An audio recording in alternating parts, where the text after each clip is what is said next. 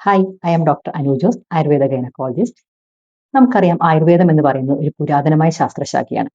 പക്ഷെ ആയുർവേദത്തെക്കുറിച്ച് പറയുമ്പോൾ പഴമക്കാർക്കാണ് അറിവ് കൂടുതൽ. പുതുതലമുറയ്ക്ക് ആയുർവേദത്തെക്കുറിച്ച് വലിയൊരു അറിവില്ല. പഴമക്കാരാണെങ്കിലും എന്തെങ്കിലും അസുഖമുണ്ടെങ്കിൽ ഏറ്റവും പെട്ടെന്ന് തന്നെ ആയുർവേദ ആശുപത്രികളിലാണ് പോകാറ്. പക്ഷെ അവരെ സംബന്ധിച്ചിടത്തോളം അവർക്കുള്ള അറിവ് എന്ന് പറഞ്ഞിട്ടുണ്ടെങ്കിൽ ആയുർവേദത്തിൽ കഷായം അല്ലെങ്കിൽ അരിഷ്ടം അല്ലെങ്കിൽ കുഴമ്പ് ഇതൊക്കെ ഉള്ളത് എന്നതാണ്. പക്ഷെ ഇത് മാത്രമല്ല ആയുർവേദം എന്നുള്ളതാണ് വാസ്തവം. ആയുർവേദത്തിൽ നമ്മൾ അറിയാത്ത ഒട്ടനവധി ബ്രാഞ്ചുകളുണ്ട് അല്ലെങ്കിൽ ഒട്ടനവധി ചികിത്സകളുണ്ട്. ആയുർവേദത്തിലെ വിഭാഗങ്ങൾ പ്രധാനമായും എട്ടാണുള്ളത്. അതിൽ ഏറ്റവും ആദ്യം വരുന്നത് കായ ചികിത്സ അല്ലെങ്കിൽ ജനറൽ മെഡിസിൻ ആണ്. ജനറൽ മെഡിസിൻ എന്ന് പറയുമ്പോൾ നമ്മൾ അലോപ്പതിയിൽ എന്തിനൊക്കെയാണ് പോകുന്നത് അതിനൊക്കെ നമുക്ക് എന്ത് ചെയ്യാൻ പറ്റും, ആയുർവേദത്തിൽ നമുക്ക് ട്രീറ്റ്മെന്റ് ലഭ്യമാണ്. ഇപ്പൊ ഉദര സംബന്ധമായ ഒരു പ്രശ്നം വന്നു എന്ന് വിചാരിച്ചു, അല്ലെങ്കിൽ ചുമ, പനി ഇത്യാദികളൊക്കെ വന്നിട്ടുണ്ടെങ്കിൽ നമുക്ക് ആയുർവേദ ഡോക്ടറെ കാണിച്ചാലും നമുക്ക് എന്ത് ചെയ്യാൻ പറ്റും, അസുഖങ്ങൾ മാറാൻ പറ്റും. ഏറ്റവും പെട്ടെന്ന് ഒരു പരിഹാരം അല്ലെങ്കിൽ ഒന്നോ രണ്ടോ ദിവസത്തിനുള്ളിൽ എനിക്ക് ഈ അസുഖം മാറണം എന്ന് വിചാരിച്ച് നമുക്ക് ഒരു ആയുർവേദ ആശുപത്രിയിൽ പോയാൽ അത് നടക്കില്ല. അതിന് പകരം നമ്മൾ ക്ഷമയോടെ കാത്തിരുന്നാൽ ആ ഒരു അസുഖത്തിന് നമുക്ക് നല്ലതായിട്ടുള്ള ഒരു റിസൾട്ട് ഉണ്ടാവുന്നതാണ്. രണ്ടാമത്തെ വിഭാഗം എന്ന് പറയുന്നത് ബാലചികിത്സ അല്ലെങ്കിൽ പീഡിയാട്രിക് വിഭാഗമാണ്. മൂന്നാമത്തെ വിഭാഗം ഗൃഹചികിത്സ അല്ലെങ്കിൽ സൈക്കാട്രിക് വിഭാഗം. അടുത്ത ഊർധാംഗ ചികിത്സ അല്ലെങ്കിൽ ശാലാക്കി തന്ത്രം അല്ലെങ്കിൽ INENT വിഭാഗം. അപ്പൊ നമ്മൾ വിചാരിക്കും ഐക്കാണെങ്കിലും അല്ലെങ്കിൽ ദൃഷ്ടി അല്ലെങ്കിൽ നമുക്ക് കണ്ണിനുണ്ടാകുന്ന അസുഖങ്ങൾക്ക് ആയുർവേദത്തിലും മരുന്നുണ്ടോ എന്നുള്ളത് പലരുടെയും സംശയമാണ്. പക്ഷേ ആയുർവേദത്തിലെ ഒരു പ്രധാനപ്പെട്ട ശാസ്ത്രശാഖ തന്നെയാണ് അല്ലെങ്കിൽ പ്രധാനപ്പെട്ട ഒരു വിഭാഗം തന്നെയാണ് ഐ അല്ലെങ്കിൽ ENT വിഭാഗം. പിന്നെയുള്ളതാണ് പിന്നെ ശല്യചികിത്സ അല്ലെങ്കിൽ സർജറി വിഭാഗം. അപ്പോഴും നമുക്ക് പലർക്കും സംശയമാണ് ആയുർവേദത്തിൽ എന്താണ് സർജറി എന്ന് പറയുന്നത്. നമുക്കറിയാം ഇപ്പൊ പൈൽസ് വന്നു അല്ലെങ്കിൽ മൂലക്കുരു വന്നു, ഫിസ്റ്റുല വന്നു, ഇതിനൊക്കെ നമുക്ക് ആയുർവേദ രീതിയിൽ നമുക്ക് സർജറി ചെയ്യാൻ പറ്റും. ഇതുകൂടാതെ നമുക്കിപ്പോൾ പെട്ടെന്ന് ഒരു ഫ്രാക്ചർ വന്നു എന്ന് വിചാരിച്ചു, അല്ലെങ്കിൽ ഒടിവ്, ചതവ് മുതലായവയൊക്കെ വന്നിട്ടുണ്ടെങ്കിൽ നമുക്ക് എന്ത് ചെയ്യാൻ പറ്റും, ആയുർവേദത്തിൽ അതിനേതായിട്ടുള്ള ട്രീറ്റ്മെന്റ് ഉണ്ട്.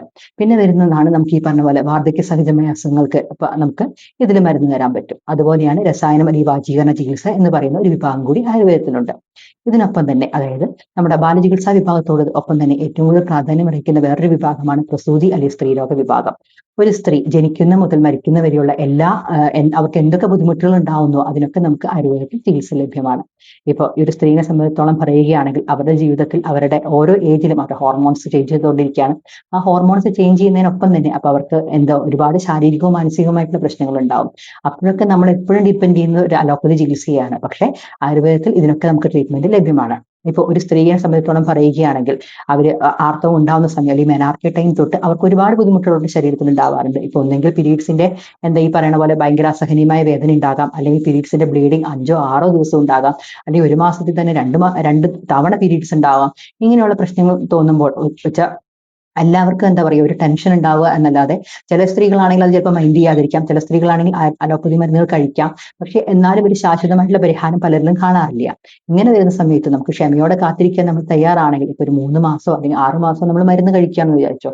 അങ്ങനെ കഴിക്കുമ്പോൾ നമുക്ക് എന്ത് ചെയ്യാൻ പറ്റും, ഈ ഹോർമോൺസിനൊക്കെ ഒരു സന്തുലിതാവസ്ഥ കൊണ്ടുവന്നാൽ അല്ലെങ്കിൽ ഒരു ഇക്വിലിബ്രിയം കൊണ്ടുവന്ന ശേഷം നമുക്ക് എന്ത് ചെയ്യാൻ പറ്റും, ഈ പീരീഡ്സ് നോർമൽ ആക്കാൻ പറ്റും. അതുപോലെ തന്നെയാണ് ഈ നമുക്ക് മാസമുറ നിൽക്കുന്ന സമയത്ത് ഉണ്ടാകുന്ന പ്രശ്നങ്ങൾ. ഒരു സ്ത്രീയെ സംബന്ധിച്ചോളം പറയുകയാണെങ്കിൽ അവരെന്താ വിചാരിക്കുക, എനിക്കിപ്പോ മാസമുറ നിൽക്കുകയാണ്, ആ സമയത്ത് എനിക്ക് ഉണ്ടാകുന്ന ബുദ്ധിമുട്ടുകൾ അത് കോമൺ ആണ് എന്നാണ് ഒട്ടുമിക്ക സ്ത്രീകളുടെയും വിചാരം.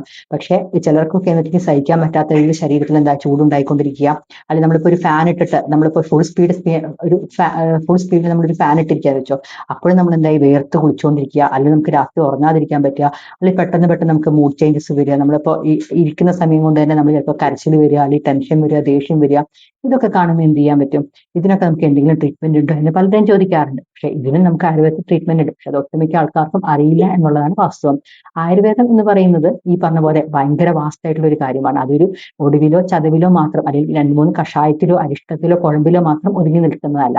ഇതിനെക്കുറിച്ച് കൂടുതൽ ജനങ്ങൾ അവെയർ ആയാൽ അവർക്ക് കൂടുതൽ മേഖലകളിലേക്ക് അവർക്ക് ഒരു അവയർനെസ് വന്നിട്ടുണ്ടെങ്കിൽ ഒരുപാട് അസുഖങ്ങൾക്ക് നമുക്ക് പരിണിത ഫലങ്ങൾ കുറയ്ക്കുന്ന രീതിയിൽ നമുക്ക് എന്ത് ചെയ്യാൻ പറ്റും, ട്രീറ്റ്മെന്റ് നൽകാൻ പറ്റും. ഓക്കെ.